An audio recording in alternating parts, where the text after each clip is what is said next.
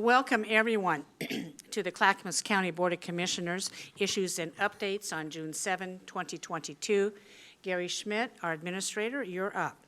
Thank you, Chair Smith. First, Commissioner Savas is out of the office today. All the other commissioners are present. We'll start with the request for consent agenda items. First up, the Clackamas County Sheriff's Office.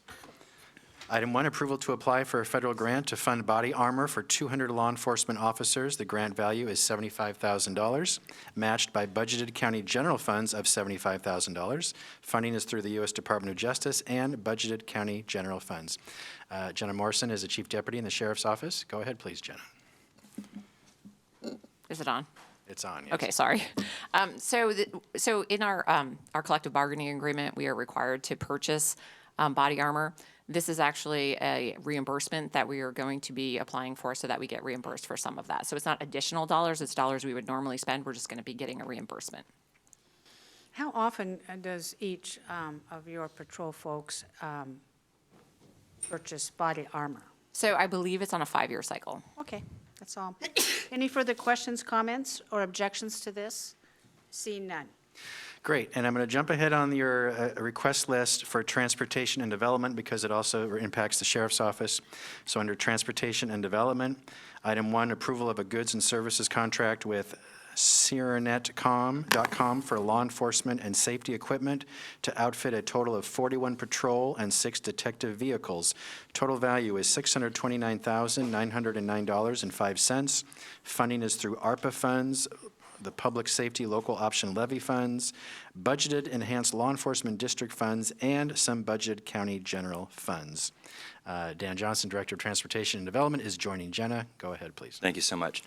As you know, Fleet partners with our many departments out there for acquisition of vehicles and other things. This kind of falls into the other things. Essentially, in CCSO's budget for next year, they have the acquisition of 47 vehicles, new and replacement to support the levy-funded positions, and they will be assigned to Sheriff's Office Patrol and Investigation divisions. Essentially, this is a acquisition of equipment for those vehicles this fiscal year that will then be placed on those vehicles next fiscal year once that final acquisition is completed. So, as you know, supply chain issues are always an issue, so when we have an opportunity to purchase things, we like to move that forward as quickly as possible. We'd be happy to answer any questions you might have. Any questions or concerns for the presenters? Seeing none, thank you. Thank you. Okay, thank you. I'm going to do business and community services next because they're just one item. So business and community services, item 1, approval of a goods and services contract with Cyranet for integrated library system maintenance and support services to Clackamas County Libraries. Contract not to exceed $785,615.86 over 5 years. Funding is through budgeted county general funds. Sarah Ekman is the Interim Director of Business and Community Services. Go ahead. Good morning. This contract is to provide the integrated library systems for all of the libraries in Clackamas County. So that manages the library catalog, our check-in-out system, and generally allows our libraries to operate. So this contract is a continuation of one that was originally established in 2007, and it is spread over the next 5 years. Any questions or comments for the presenter? Seeing no objections, thank you. Thank you, Sarah. Finally, Health, Housing, Human Services. We have a long list, but this is the last department. Item 1, approval of an amendment to a personal services contract with MV Public Transportation for the Mount Hood Express Daily Operations Services, extending the duration of the agreement. Amendment value is $502,729. Contract value is increased to $2,015,105. Funding is through Federal Transit Administration, FLAP, and statewide transportation improvement funds. No county general funds are involved. Denise Swanson is the Deputy Director of Health, Housing, Human Services. Go ahead, please. Good morning, Chair Smith, Commissioners. This is an extension until December from June so that we can do a full RFP process, and also a reduction from the feds from $4 to $2 in hazard pay for workers is amended as well.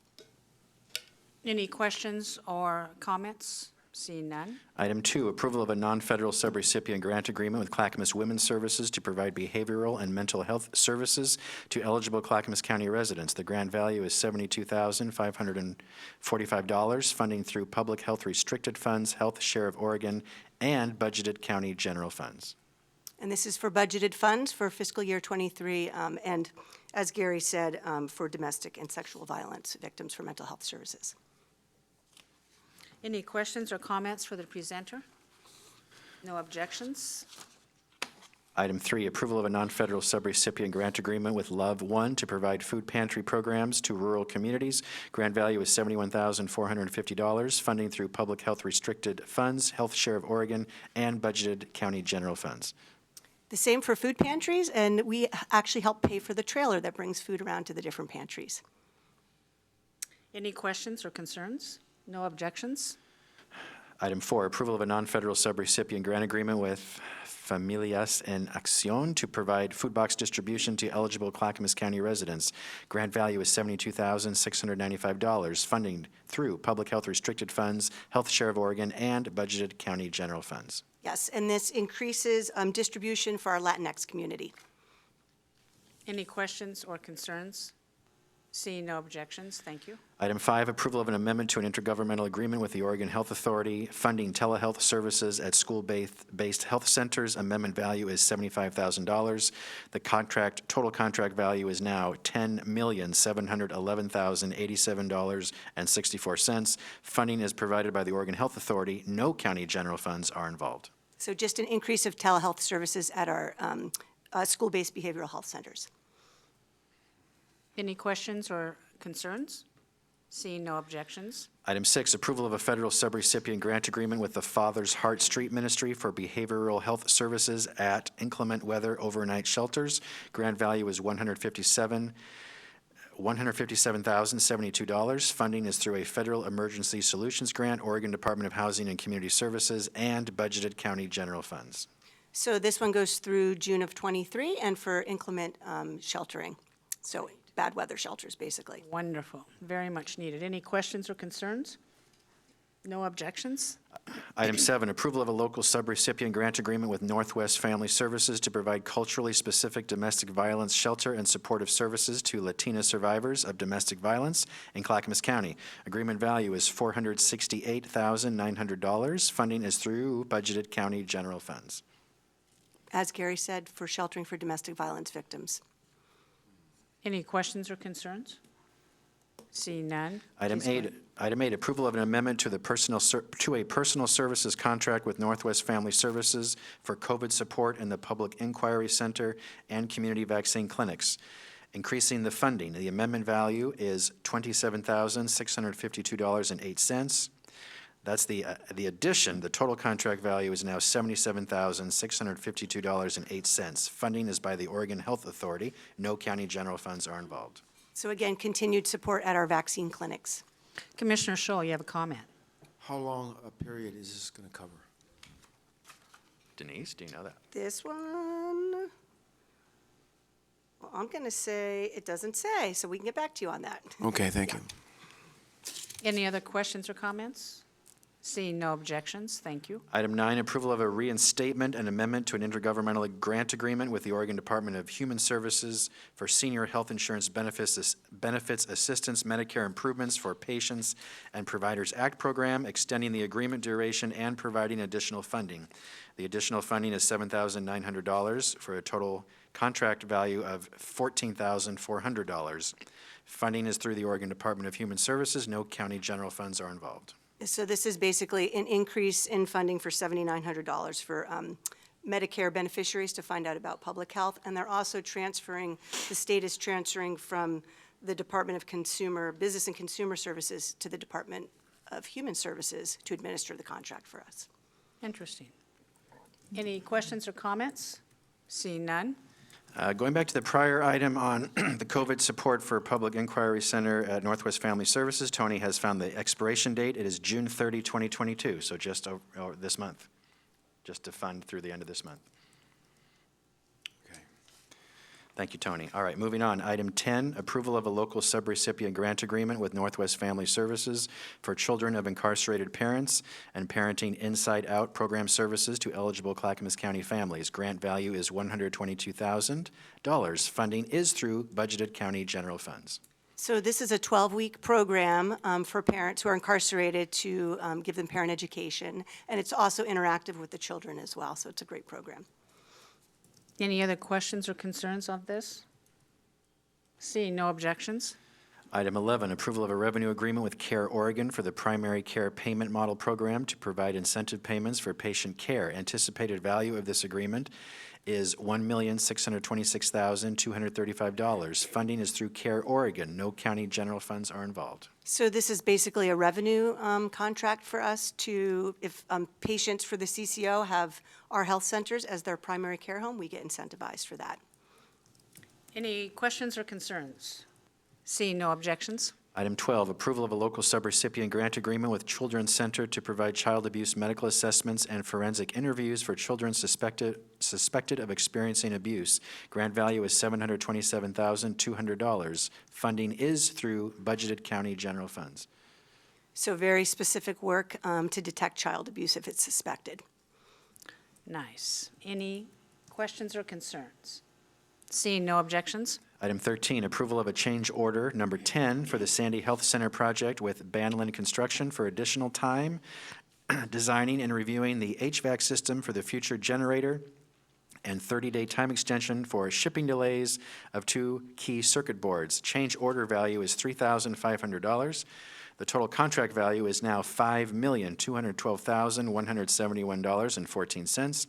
Funding is through the Health Centers Division fund balance. No county general funds are involved. So getting close to finishing the Sandy Health Center, and this $3,500 is for engineering fees for structural engineering assessment. And then, as Gary said, we have a supply chain issue with a couple of our circuit boards that are needed to finish the project.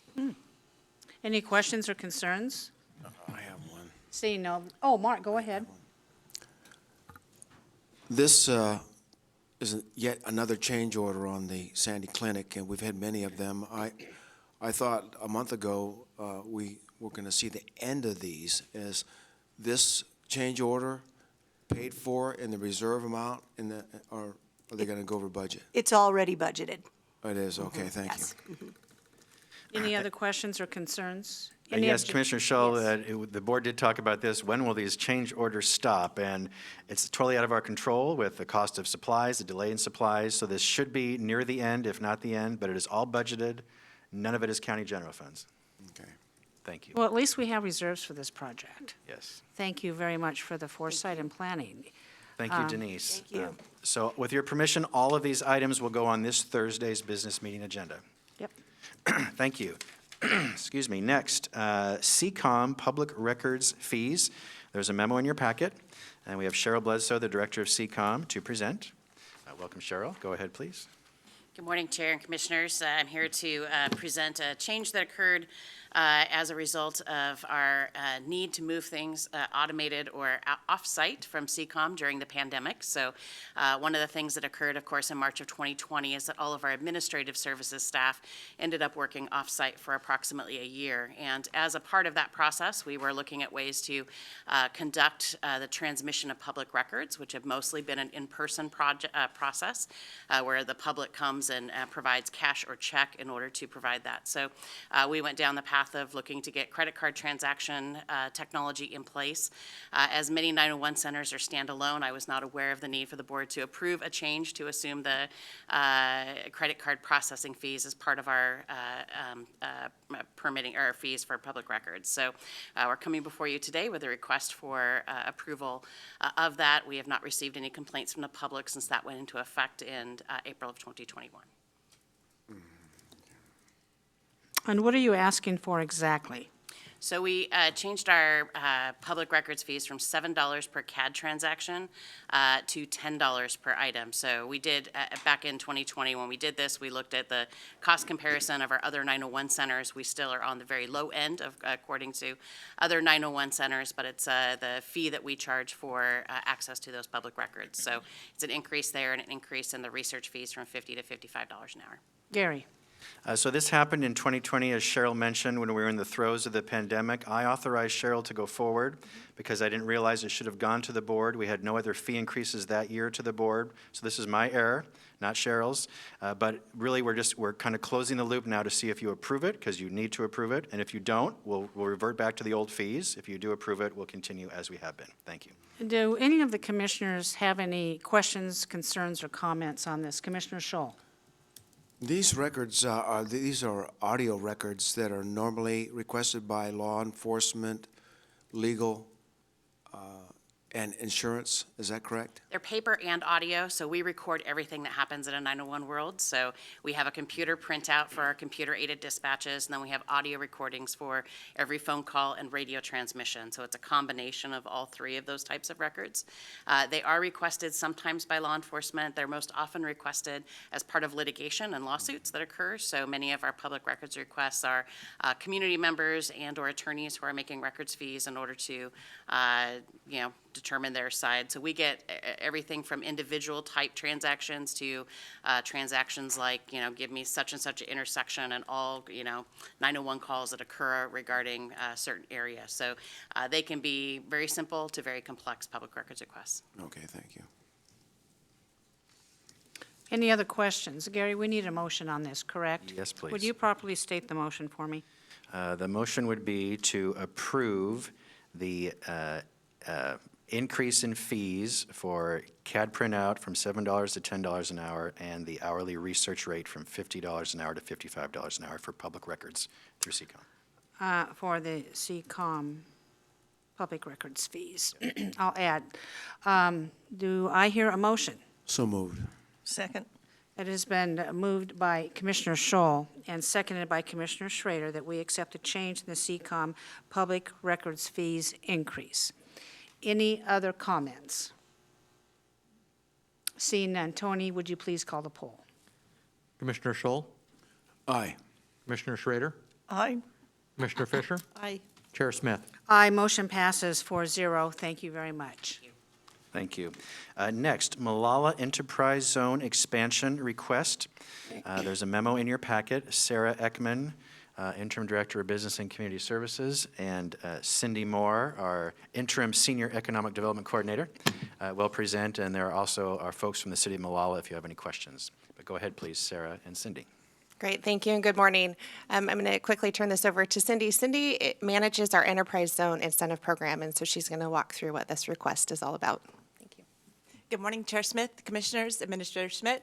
Happy to be with you today with an opportunity that is a request from the City of Malala. And as Gary mentioned, we do have guests with us in the audience, Matt Corthell, who is the Community Development Director for the City of Malala, along with our partners in assessment and taxation, Tam Trong and Doretta Colin. So if you have any questions on either of those fronts, they are here to support.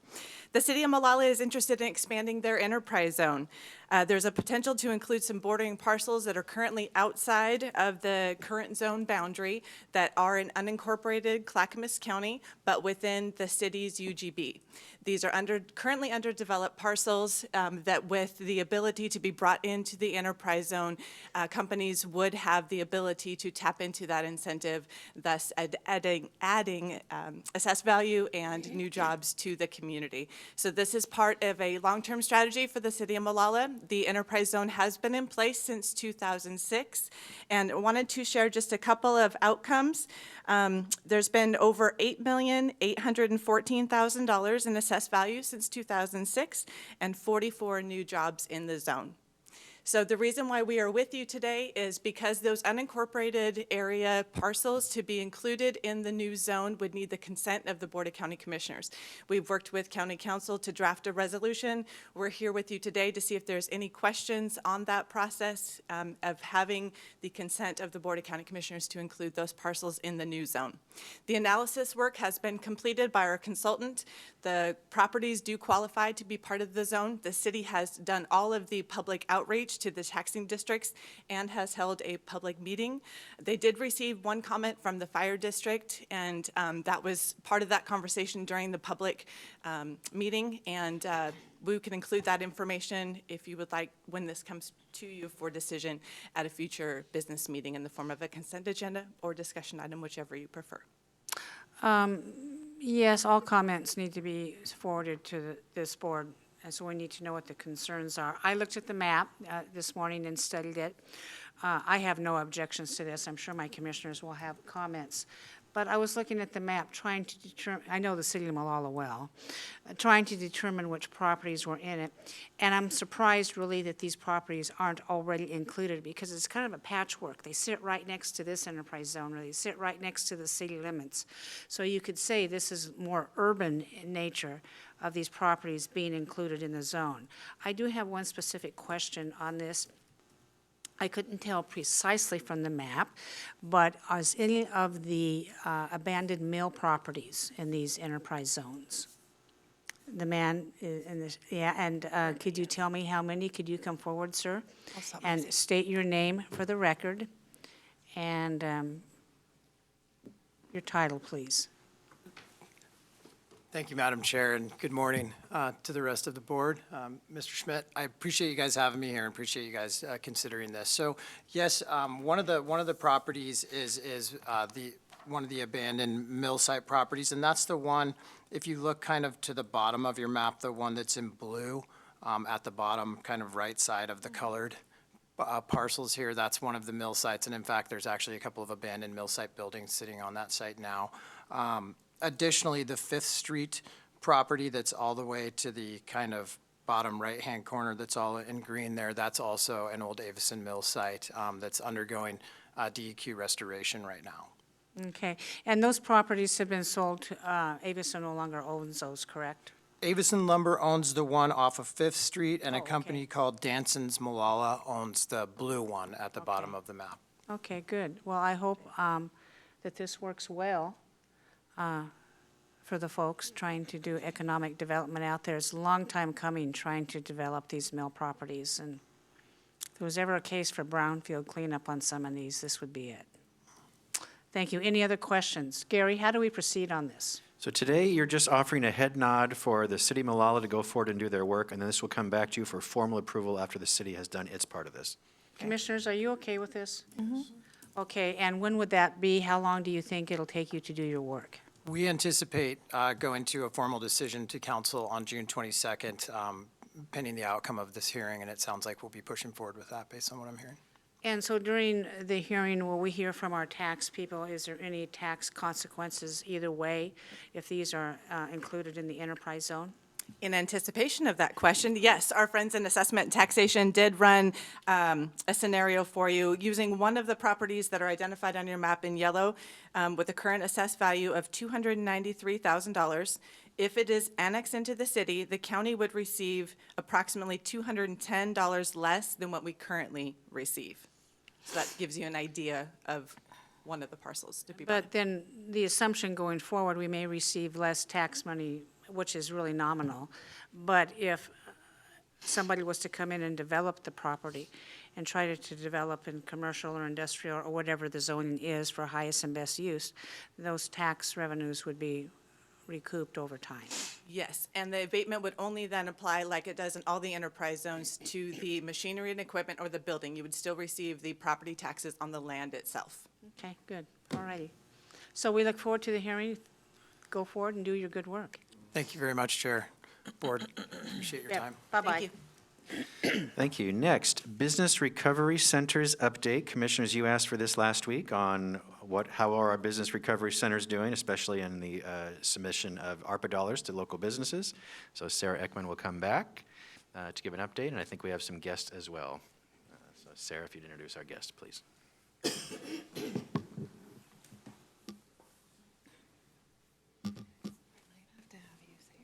Good morning.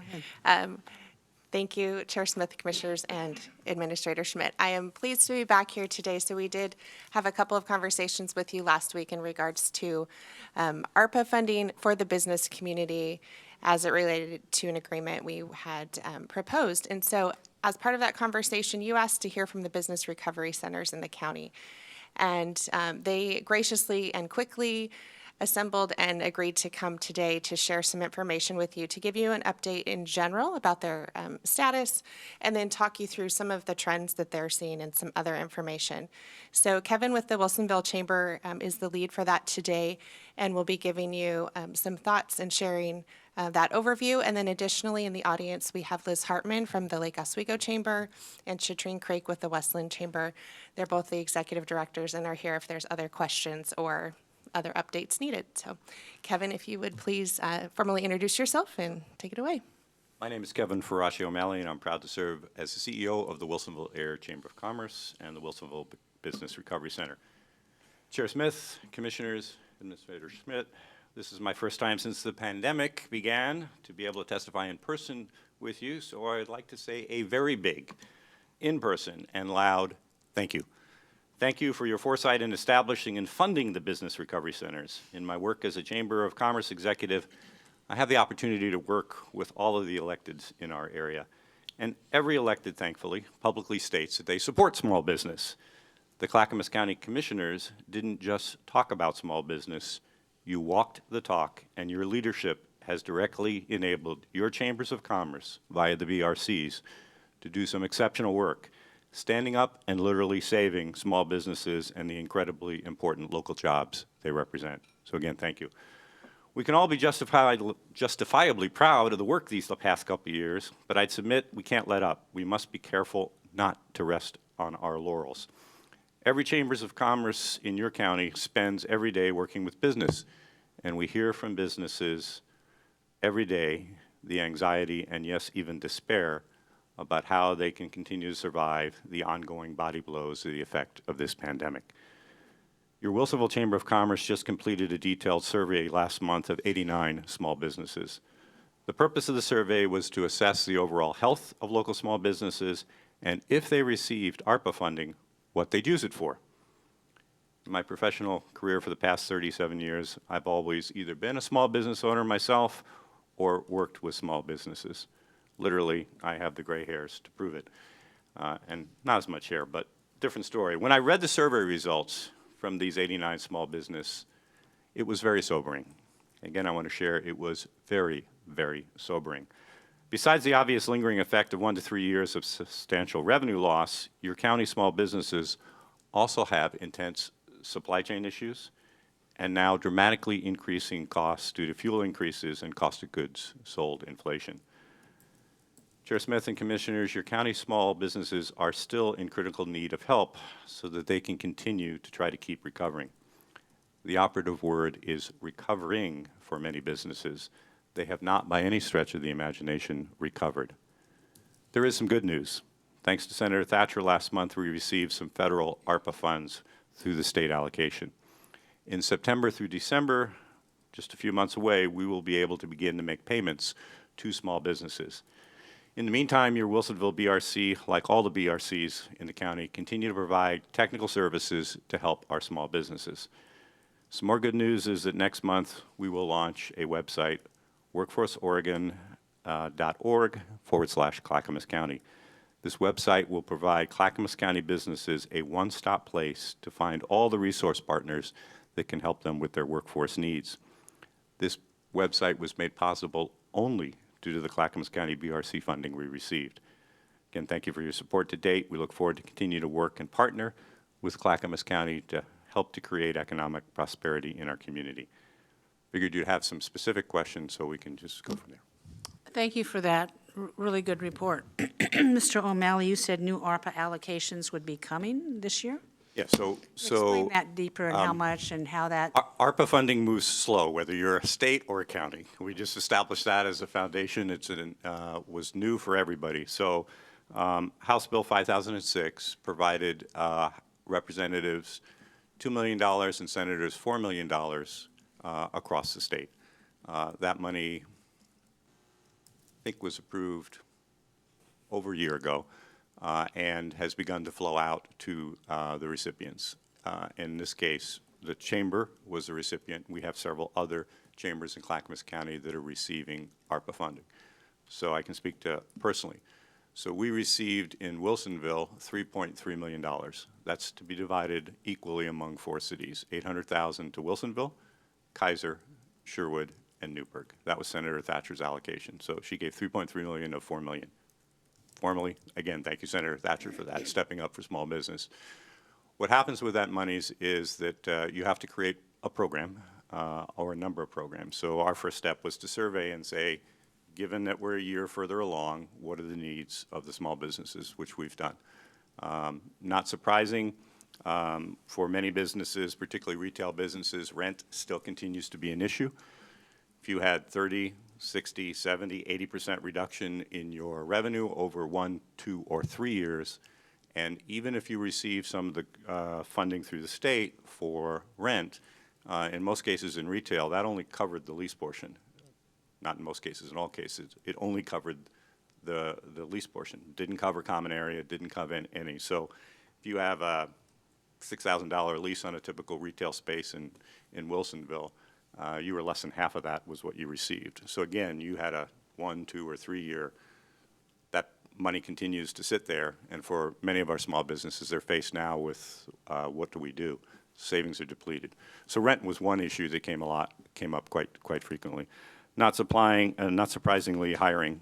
So the biggest one that's changed in the last year is retention and being able to create some employee incentives. So that was the other thing we learned out of the survey, is that that's a big one, and we will be addressing that in one of the programs.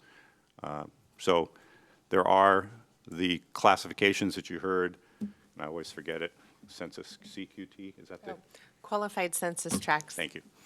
Is automatically, by ARPA standards, we don't have to qualify them. That can happen. We will be doing qualifying also on small business that they did in fact have a loss of income from COVID. That's a requirement. So when you look at that money, once we pay the regulations of audits necessary, et cetera, and consultants that have to be put together to make sure all the paperwork and everything's done, we expect that there will be in the neighborhood of about 60 $10,000 grants that would drop into Wilsonville as a result of that $800,000. That's our hope. We're still working on budgets. It depends on some of the program elements and what happens there. So it's 60 10K grants in Wilsonville.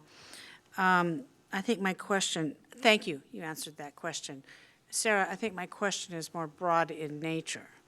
Is there new ARPA funding coming in the fall for other locations in Clackamas County, or do you know? There's none that I am aware of, and I'll look to Kevin to all of confirm or deny. I can pretty confidently speak in the other chambers that the only way we received this money was House Bill 5006. That was the sole funding source, which passed a year ago. Mm-hmm. So to my knowledge, as far as, unless something happened with Business Oregon or the county, there's no other ARPA funding. And Gary, Clackamas County has been the recipient of other allocations from other representatives and senators on House Bill 5006 for other projects in Clackamas County that they have, like the libraries, the Volunteers in Medicine Center, the livestock barn, many other very good opportunities. Okay, good. Commissioners. Woo. Commissioner Schrader. Yeah, hey, thanks You're all up. thanks for coming today. I really appreciate hearing from our chambers directly. So Wilsonville, you also have large traded sector businesses there. So when you say the smaller businesses, what size are you talking about in terms of So employees, by size? definition, the ARPA funds are supposed to be small business. So the definition of small business on a federal level is 100. Practically speaking, most of us as chambers would argue that it's probably closer to 50 employees is the more accurate number. And do a lot of those businesses in your community, are they suppliers to some of the traded sector folks? Or is there much integration in terms of, Yeah, like so- Siemens is there? Yeah, and so I mean, Coca-Cola? Wilsonville's blessed with a payroll of over $1 billion. So we're kind of an outlier, I think, in that respect.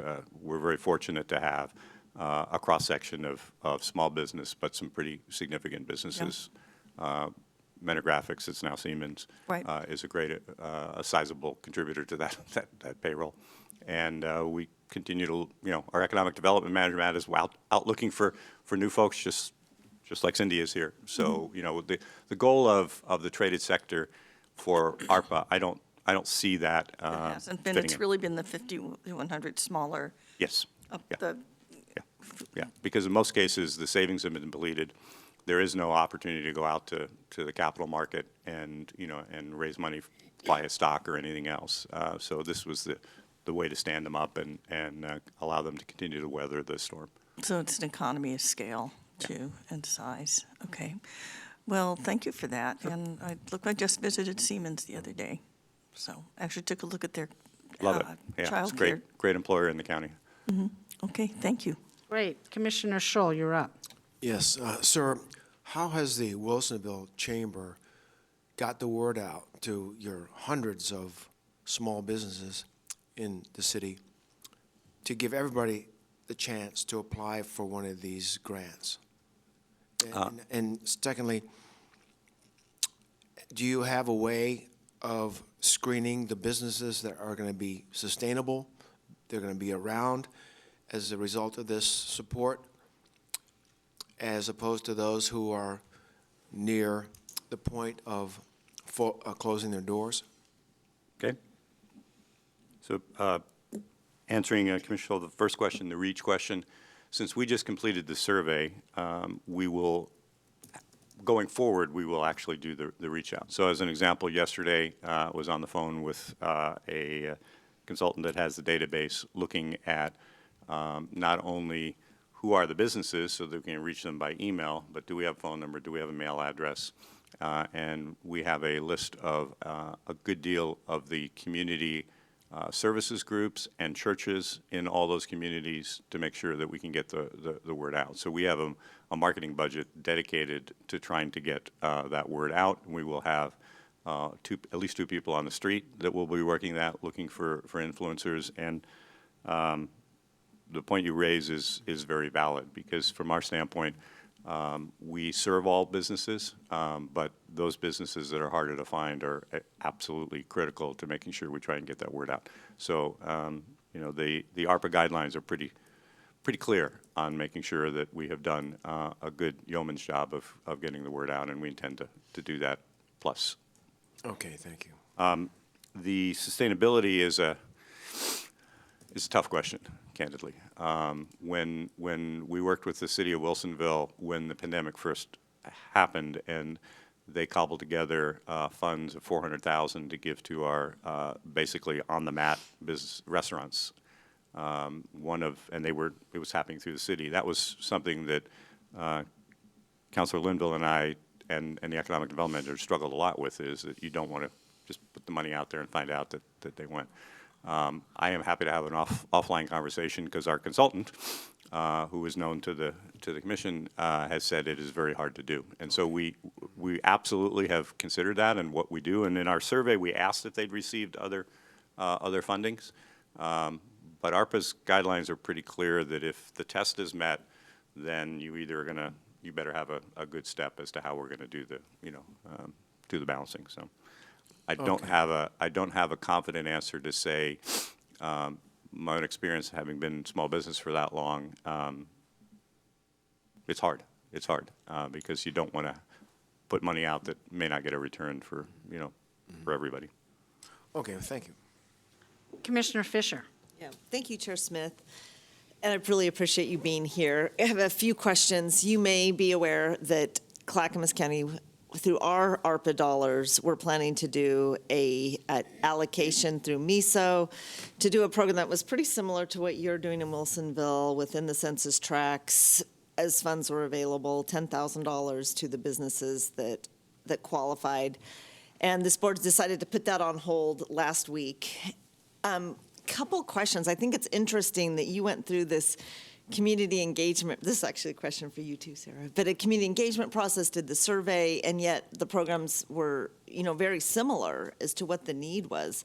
Was there coordination and collaboration on our end to come up with that program model with the chambers? Yes, the outcome of our program was really the result of several, collaborative conversations. I would say the chambers were a very critical point of input for that as they continue to keep us apprised of what they're seeing. And so we do take that into consideration. And then we also work with our partners in tourism, for example, and our Economic Development Commission. And we really try to tap into multiple avenues to test out the concept of what we were putting together. Early on, we had actually thought about designing that program a little bit differently, and we changed it because what we heard over and over again was that the businesses still need money. They need funding. And so as we looked at programmatic ways to support them through technical assistance, nonprofit partners, those kinds of avenues, and we kept coming back to the fact that they still really needed money to help get them back to where they were before all of this started with the pandemic, and that there was still a very large gap to do that. And so yes, and we do, connect with our chambers to tap into those survey results and have partnered with them on some of the distribution of that survey because it's such a valuable tool in providing the input that they get through it. So, Yeah, thank you for that. I have a couple more questions. Oh, go ahead. I would say that as business people, we are, and chamber folks, we're very sensitive to the fact that these monies are important monies and that duplication and overlap is not how we think. So there's been an excellent communication. So even though this was a state pool that we started almost 3 years ago, February, looking at, there was constant conversations with the county as to what would happen. And personal opinion of the Wilsonville Chamber is that what MISO's doing is different and in no way, shape, or form would overlap what's happening here. Excellent clarification. Another question that I had, and you alluded to it, that there are other legislators that did a direct allocation for their ARPA dollars to chambers throughout Clackamas County. Do we have an idea of which chambers, which areas were covered, how many businesses will be supported through those direct allocations, which legislators, which? Yeah, so I'd be happy to kind of make sure that everybody gets credit, but it's probably best done because I don't want to mention some representatives, and then I will speak for my own because I know that happened, but I don't want to speak in case I forget somebody. And I'll tell you the reason why I'm asking Please. the question is that I think that there's an assumption on the board that because there were other ARPA dollars that were going through the BRCs, that the dollars that we were providing weren't necessarily needed as much, or there were other resources. So I'm just interested in how vast, how far the resources went, and if there is still a continuing need. So we have representatives from Westland and Lake Oswego, which is another BRC here, and they can certainly speak to that. When you look at North Clackamas, and I don't recall the exact number, but they are servicing all the way to Sandy and Estacada and huge swaths of territory. Oregon City has an allocation. Again, they can speak directly to it. I know from watching the previous meetings that it's about the numbers and it's about making sure that it goes to good use as it well should. But I also watched almost all of you do the mental calculations to go, that represents 50 businesses, it represents, and if I would submit that if you looked at it, and in all sum and total, it's 350 businesses, my rough math. That's not an insignificant number, but ask and that the actual need is exponential higher than that. So I don't believe for a moment that those funds would not be provided in and could not be put to good use on whatever basis you determine is the appropriate use. The need is definitely there, without question. And as a small business owner, many of the surveys the results when we left comments is, I don't want to have to take money, I don't have a choice. So there's an awful lot of assumption that nobody wants a handout. They want to be able to survive, and it's that critical for a lot of small businesses, candidly. So, Okay, so it would be your perspective, I'm hearing, that the county's support through MISO would be helpful to helping businesses recover. yeah, I would say that the need is there.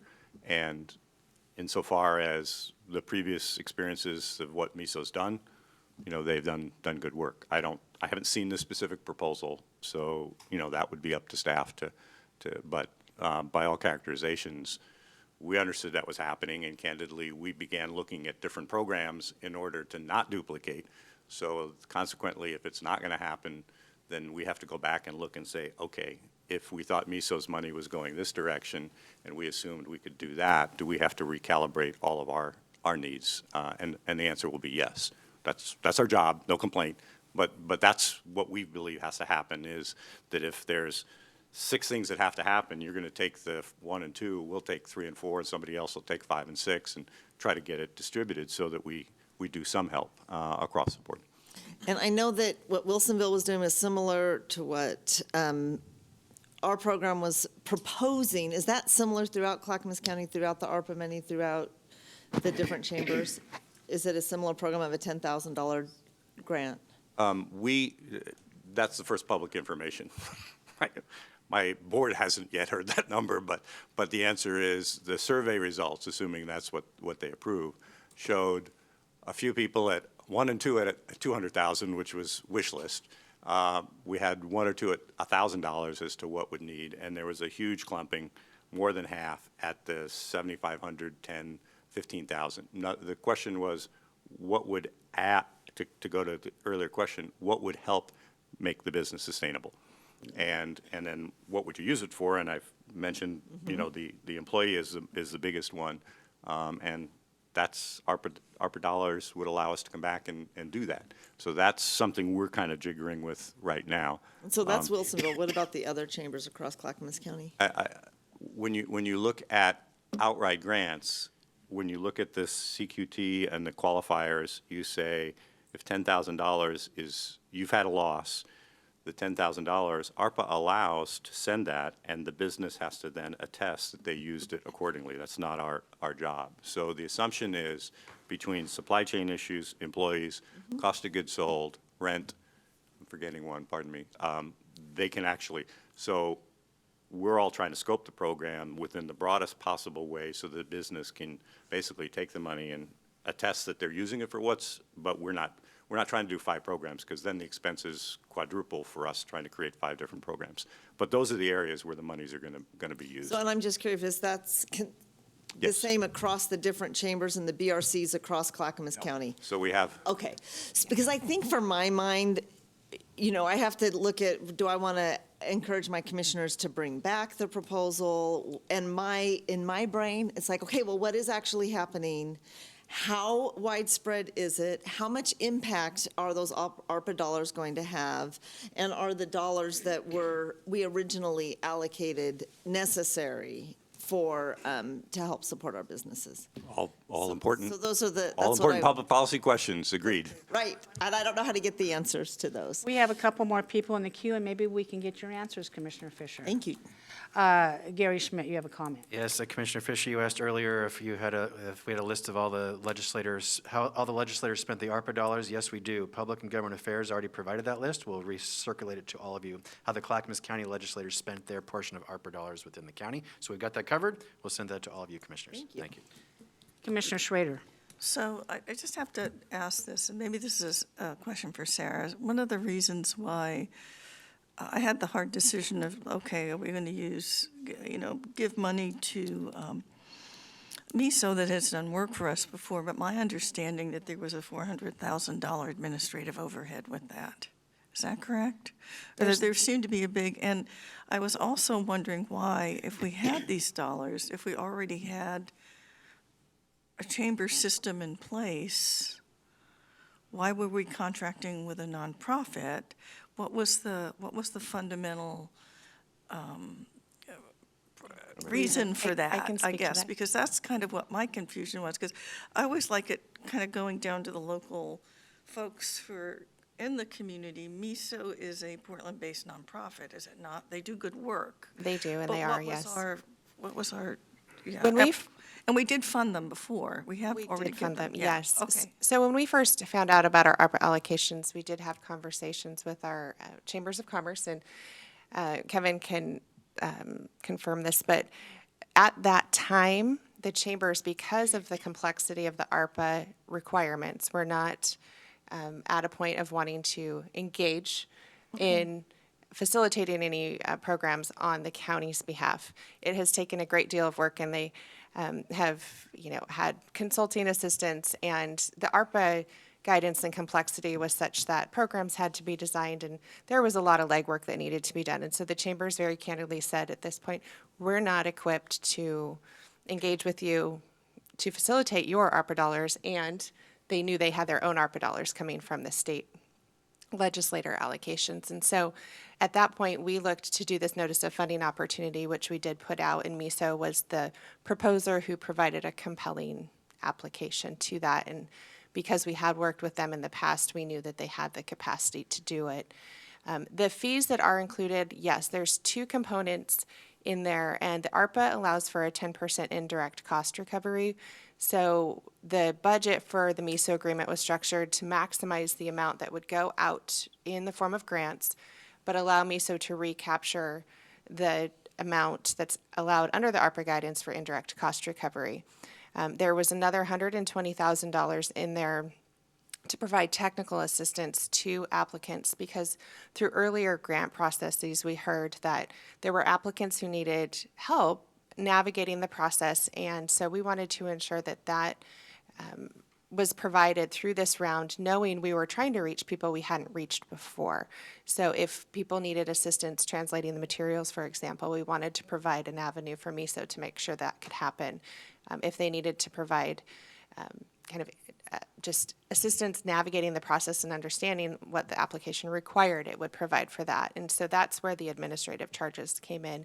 And then the grant amounts were at the $2.6 million. So if you did the quick math, yes, $400,000 would provide administration, and it would provide technical assistance. Yes. Add something? Yeah.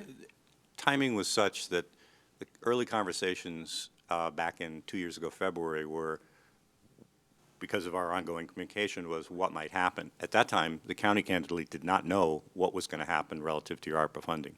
So we submitted, because there was a deadline necessary with the state House bill. It passed. We now had to all get government contracts and get certified. And now we cannot do a program because now we already have ARPA funding.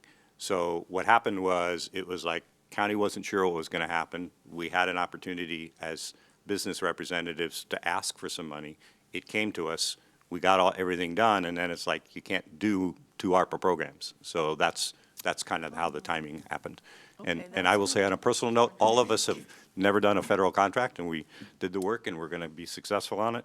But we were stunned as business people on the amount of costs that are necessary for audits and all the other things that comes right off the top. So, it was, as business people, we always go, why?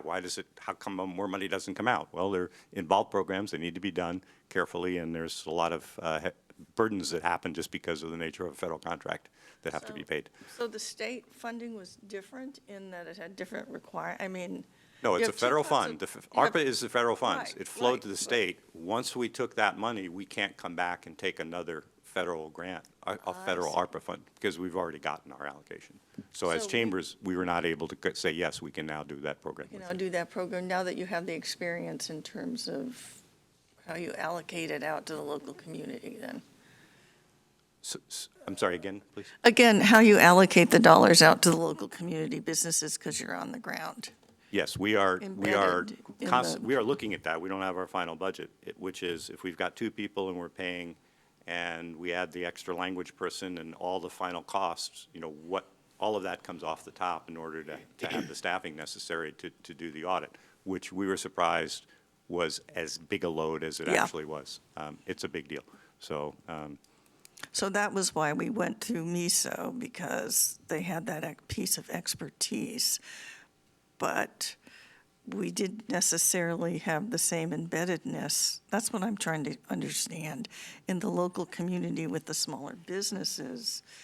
And to me, that was kind of, well, I would so now offer. we have this money and we cannot reallocate it to the chambers, for example. Correct. MISO is very well tuned into the, I guess, in a complementary way to the BRCs.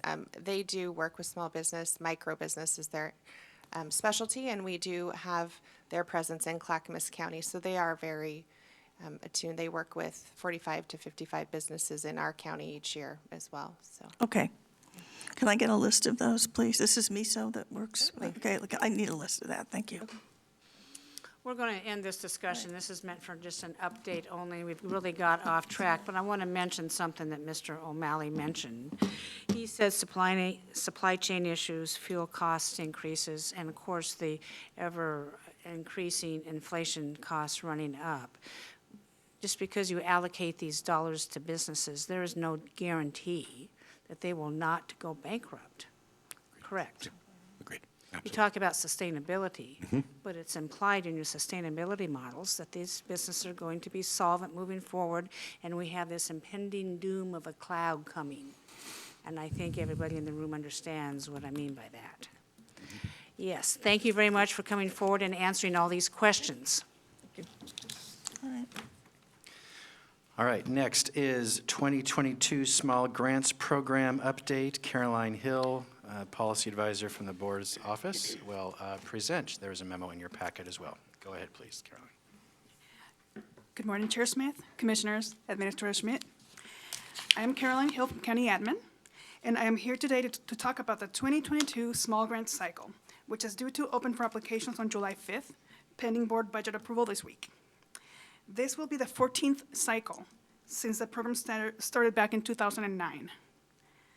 Over the years, we have made efforts to streamline the process to reach as many organizations within Clackamas County as possible and make it easier to apply. In the memo I provided, I have outlined this year's proposal. I am here to answer any questions you may have. Thank you.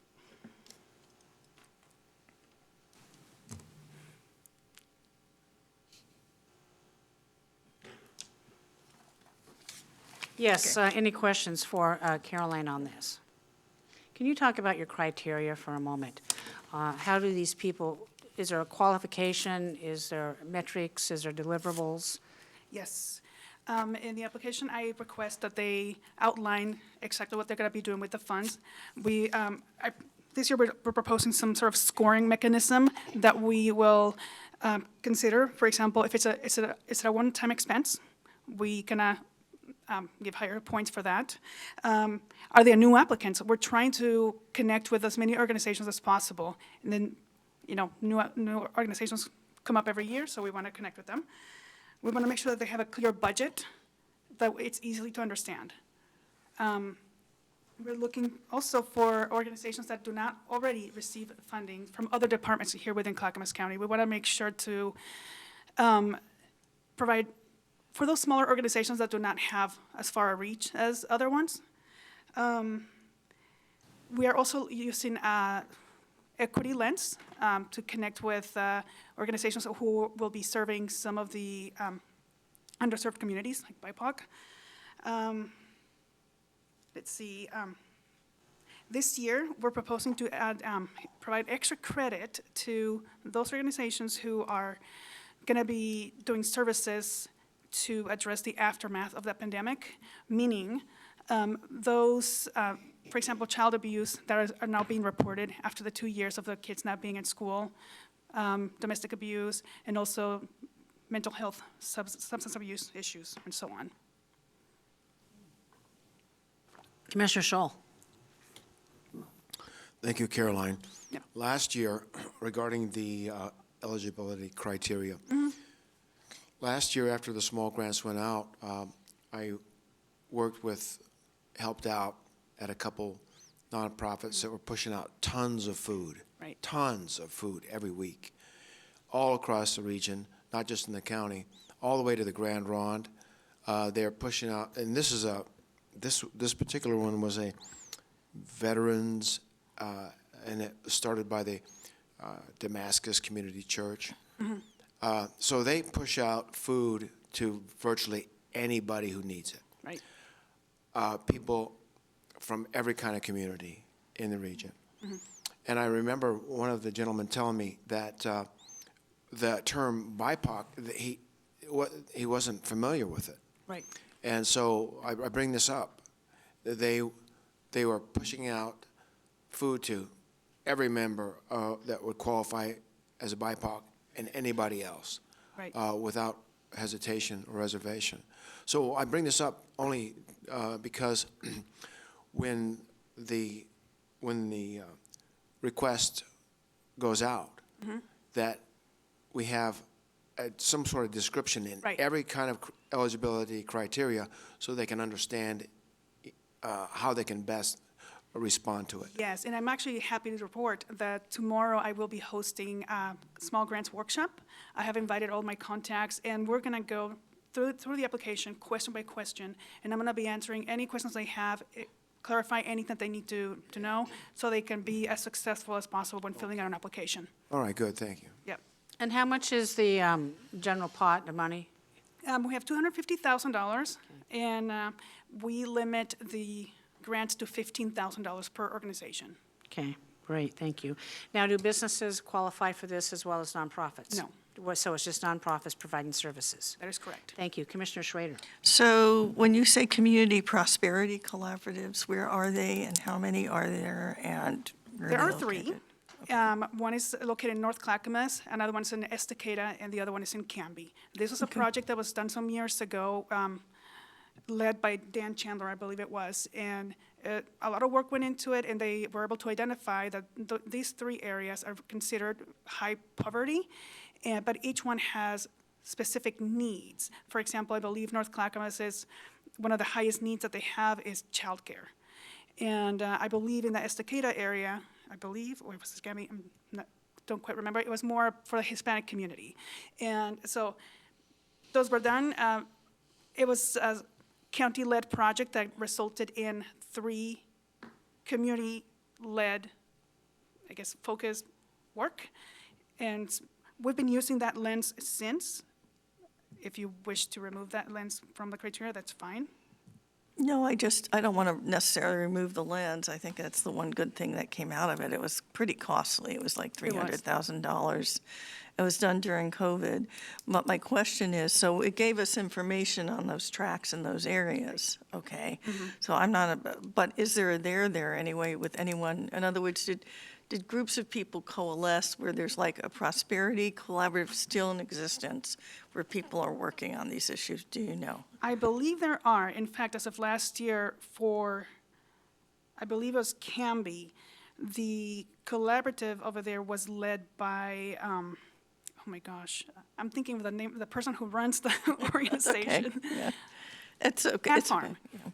Yeah, so they were kind of the lead, but they connected with other organizations within the area to do the work that they needed to do in the area.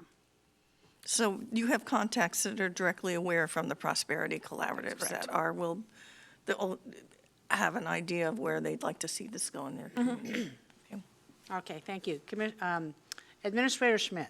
Yes, so those prosperity collaboratives, that's done. That really did not have the intended outcomes we expected. You're right, Commissioner Schrader. So the communities are leading that on their own anymore. We do not have a formal role in that work. So I want to clarify that. So really, commissioners, this is your chance. If you want to see any of these evaluating criteria changed or modified, tell us now. Please. Because this is what we're going to use. We don't have to do any of these. These are just what we've done in the past or recommendations. That's really what we're seeking your input. Because after today, we're going to go forward. So. Okay, commissioners, are there any adjustments you want to see to the small grants program?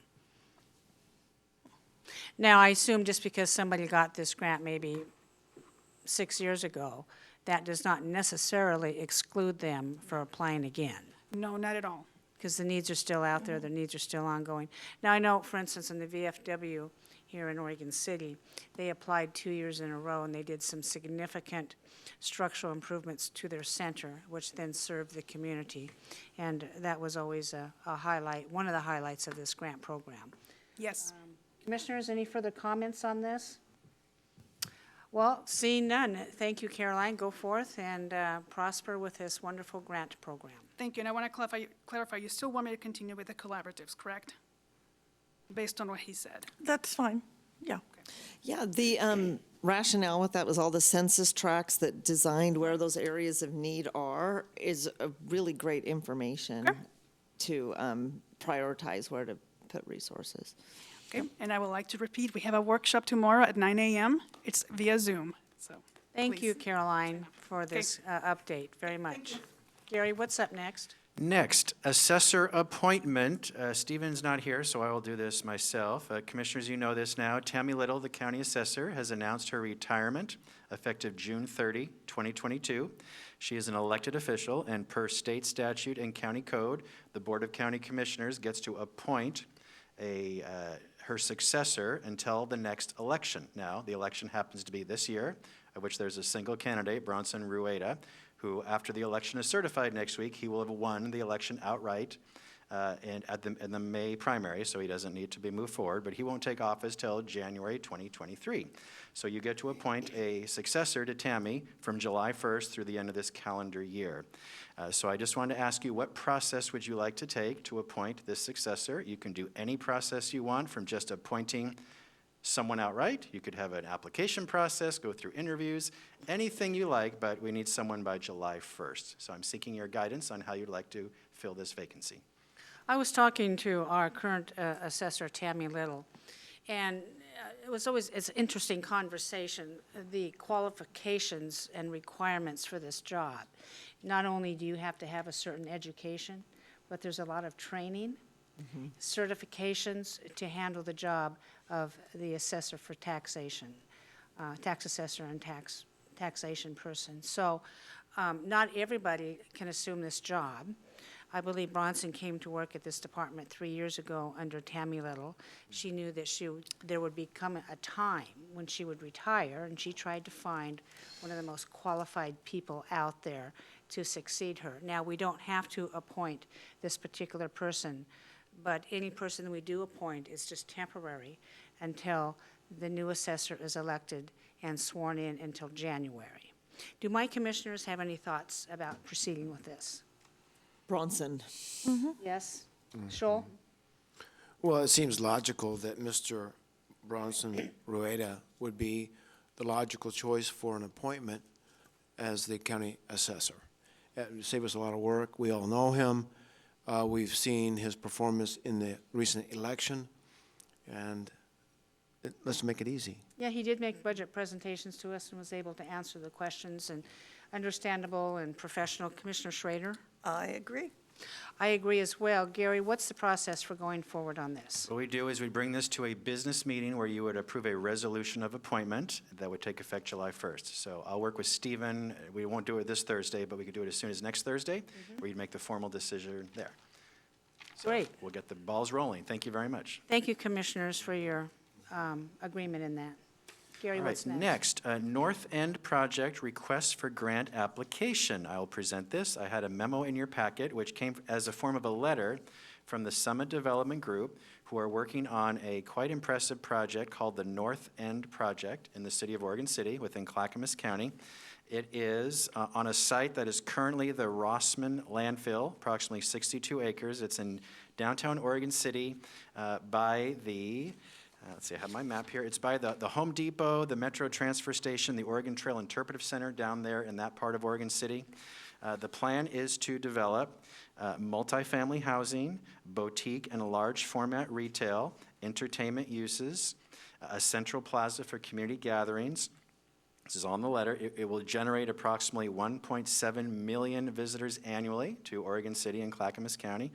Will create 3,061 construction-related jobs, 988 full-time jobs when fully operational, up to $153 million in direct labor income, $3.3 million additional annual property taxes to Clackamas County and Oregon City. So it's a great project. The City of Oregon City have met to discuss this. They are supportive of the project, but really don't have the staff capacity to meet what is the request right now by the North End Project is, will Clackamas County consider applying for a United States Environmental Protection Agency brownfields grant up to $10 million per jurisdiction to do brownfield remediation work, which does need to occur on this site. So I'm bringing this forward to you today, Commissioners, only to ask, are you open to the county being the sponsor and applying for this grant, working in partnership with the North End Project, so that we could help this community project? I think it's a great development project, not only for Oregon City, but for our entire county and region, but they just need a local partner to apply. So you're not approving a grant today, but simply giving me direction, yes or no. If yes, I'll work with the North End folks, and then we'll come back to you in the next month or two with the formal grant application. But I wanted your guidance before I did any further work. I have talked with the mayor of Oregon City, Denise McGriff, on this yesterday. I wanted to make sure we didn't get out ahead of our skis on this and undermine Oregon City. They had a vote of their council to go ahead and ask Clackamas County if we would apply for this. They thought that maybe with our staff and expertise, since we do this stuff periodically, that we would do it. And she is very agreeable to us doing it. She's also messaging that the brownfield cleanup and restoration of this piece of property is just paramount to the environmental aspects that go along with this. Commissioner Fisher. Yeah, I appreciate you bringing this to us, and I think it's great if we want to, if Oregon City's good with our partnering and us providing expertise, and I don't have any issue with that. However, I am really interested. I appreciated the memo that Summit provided, and there were, I think, 6 attachments that were included when they sent this, and they are not online, and I'm really interested in reviewing those just so I can better educate myself, and maybe we can add those in case, just for transparency's sake, so that it can be available for the public as well. Yes, we'll do that, absolutely. Commissioner Schrader. Yeah, I'm okay with this, and I'm assuming that, I know that it's in close proximity to Wes, and my understanding is, it's my work with them, is they are fine with this application as well. They're absolutely fine. They have the capacity for this additional project, and of course, there would be additional ratepayers to our system to help support that capacity. So it'd be a win all around, yes. Okay, thank you. Now, the grant is for $10 million. Do we know the overall cost of the cleanup of this? Sorry, Gary, to put you on the spot. Yes, and I think it's considerably more. It is more than that. So this will not solve it entirely, but it'll definitely help a great deal. So this could be used as seed money or match money for anything else the state of Oregon or any other entities might want to do. Yes. Yeah, Mark, any further questions? The burden on the county staff to administer the process for the grant, is that going to be difficult over time? Not applying, but if we're successful, yes, because as you know, we, the county, will be responsible for administering the $10 million to make sure it is appropriately spent. We'd have to audit it. So there is the administrative cost part of the grant that we would take in-house, Okay. keep in-house, to help support that work. Okay. Great. I look forward to the future success of this project. There's a lot of good stuff happening out there, folks. It really is. And just keep our eye on the ball and keep moving forward. Thank you, Gary. So I'm hearing approval that, yes, the county can be the formal sponsor and apply for the grant. We'll come back to you at a consent agenda the next month or so with the formal application. Thank you, Commissioners. Next, your business meeting agenda review for this Thursday, June 9, 2022. This is your budget adoption meeting. This will be a long meeting, so please be prepared for that. You will have approximately 10 public hearings on, of course, all the special district budgets and the county general budget, and all the consent agenda items you discussed today. So please plan for perhaps a 3-hour meeting. We'll take an appropriate break, which is, we actually will take a break, a recess of up to 20 minutes. Chair Smith has approved so that you may all attend the rededication of the Employee Memorial Grove. This is a small grove of trees we have on campus where anytime a county employee who passes away while they're an employee, we plant a tree in their memory. And during the ice storm, the grove was destroyed, so we finally have re-established the grove and having a rededication ceremony that was scheduled months in advance. That also happens to be this Thursday. So with Chair Smith's prior approval, we're going to recess the board meeting around 12:15, regardless of where you're at, so that you all can come to this ceremony. It'll be very short. Then we'll come back and finish the board meeting. So just want to give you a heads up. That's the plan. Unless you get through all 9 public hearings in 2 hours, which is possible, but hasn't happened yet, so. Any questions about this process? That'll be our plan for this Thursday, Commissioners. Okay, very good. Thank you. Final item today is Commissioner Communications, Chair. Good, thank you. Commissioner Communication, I'll go first today. I want to reference some business meeting we had last Thursday where Commissioner Savas surprised me with some type of innuendo or accusation that regarding the funding of the courthouse in a secret meeting where a 17-cent tax was considered. I assumed he was talking about this current commission because I didn't understand him, and that is on me. I wish Commissioner Savas would have given me a heads up on that, too. First of all, I just want to let the folks know, we do not have the ability to pass a tax on our own. Any tax increases need to be referred to the public for a vote. Currently, we are not considering a tax increase in funding the courthouse. He made reference to a social media post that was attributed to my account. I did not know about it. Maybe I should be monitoring my account more carefully, but as you know, we have been involved in the ballot situation, and we've been, as chair of this board, there's also other duties that I paid attention to, and I'm really not paying attention to the social media, and maybe I should have. I have removed the post, although I don't know that the post was entirely inaccurate, but I do take responsibility for that. I want to thank my fellow commissioners for talking to me about this, and I do send any apologies for any misunderstanding or misinformation that was put out because of that. I look forward to serving with my commissioners. I just wish for the future, if there are issues that come up, if you would notify me privately in advance so I can reference them and take care of them, and I will do the same for you also. With that in mind, further communication. Commissioner Scholl, you want to go first? Yes, thank you. On this beautiful sunny morning. Last week, 2 June, we had a briefing on the C4, briefing from TriMet on a study they're doing to look at the effects of mass transit and the changes that came after COVID. A lot of people are not working downtown anymore, so they're looking at that.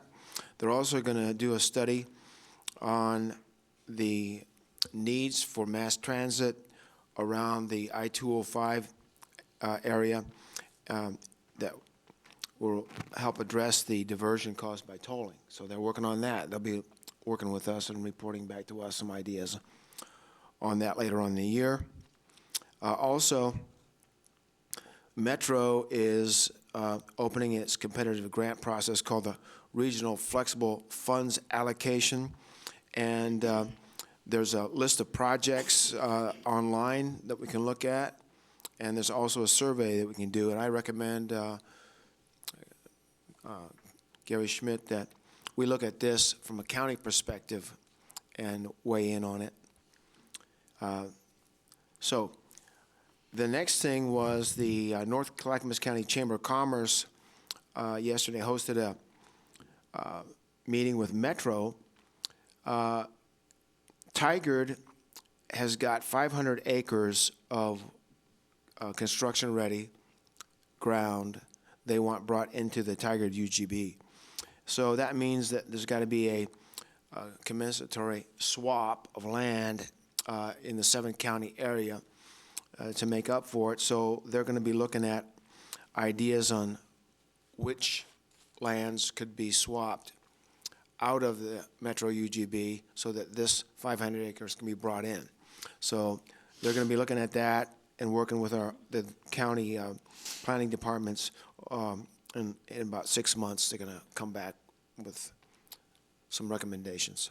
We don't want to lose anything in Clackamas County that could be prepared in the near future for residential projects. And then yesterday, I had the pleasure of visiting and having a tour of a plant in Estacada, Blackfish Solutions, and they make projects, riverine, littoral, patrol boats for DOD needs. Very impressive people, very high-tech.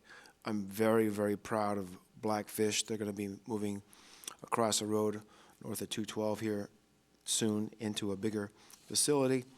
They're looking at 150 employees, and these are very, very impressive people. So thank you. Thank you, Commissioner. Thank you, Commissioner Scholl. Commissioner Fisher, you're up. Yeah, thank you, Chair Smith. And Chair Smith, I do appreciate your comments in removing the Facebook post. Twitter. I was I didn't know what Commissioner Savas was referring to, and I went through, was looking through social media, had an interesting time looking at Twitter, which I rarely do, but I found the post and I forwarded it to Chair Smith to give her the opportunity. I said, I think you have some correcting to do, and which she has done. But the piece that I want to make sure is clear for the public, the part of whoever put this post on Commissioner Chair Smith's Twitter account was that the previous commission was proposing a tax increase of 17 cents per thousand of assessed value. That is just so not true at all. The last commission, the previous commission, maybe years gone by, this courthouse has been a priority for Clackamas County for how many years, Gary? Like 40, 50 years? How many years have we need? 30. 30 years. I was exaggerating a bit, wanted to get my clarification. So maybe in years gone past or previous boards, but what we worked so diligently on, and it was in formation and not quite baked, was to find a way to, when we retire the debt of this building that we're in, the building across the street, DSB, and the Brooks building, because we are paying like a mortgage on those buildings, that there would be freed up money in the general fund in order to do that, which is a few years off into the future. And by doing a public-private partnership P3 model, we are able to best maximize that. And that was worked on with somewhat with the previous commission, mostly with this current commission. And then hopefully we find a way with escalating costs.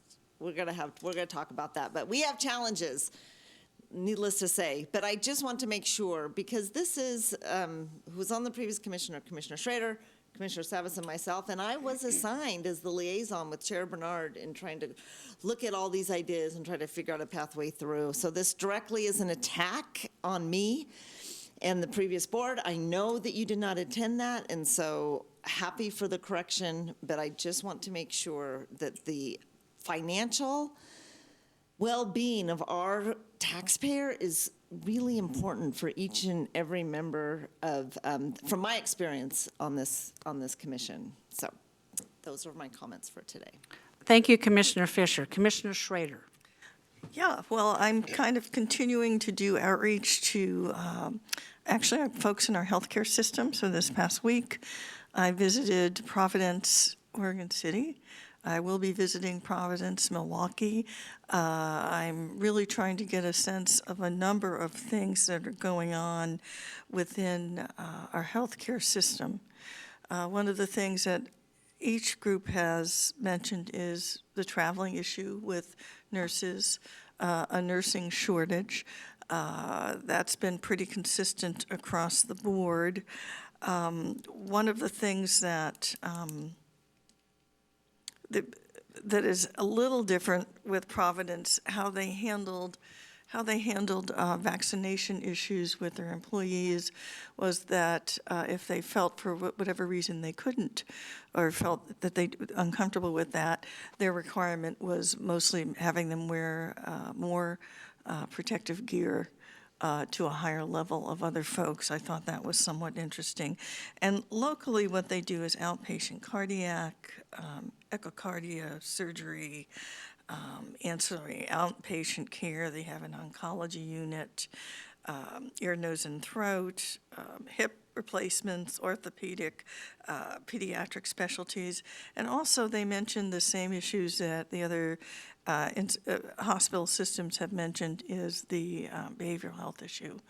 And that oftentimes they'll have people coming in with behavioral health issues, and they'll end up in the emergency department, and then finding a place to actually get them the help they need has been somewhat difficult. So that continues to be an issue across the continuum of healthcare that we're dealing with.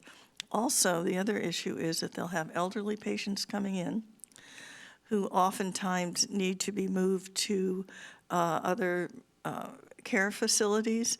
And the care facilities, there are a few openings. So oftentimes these folks, elderly folks, are spending a longer time within the hospital rather than being moved when they're ready to be moved to a long-term care facility, memory care, so on and so forth.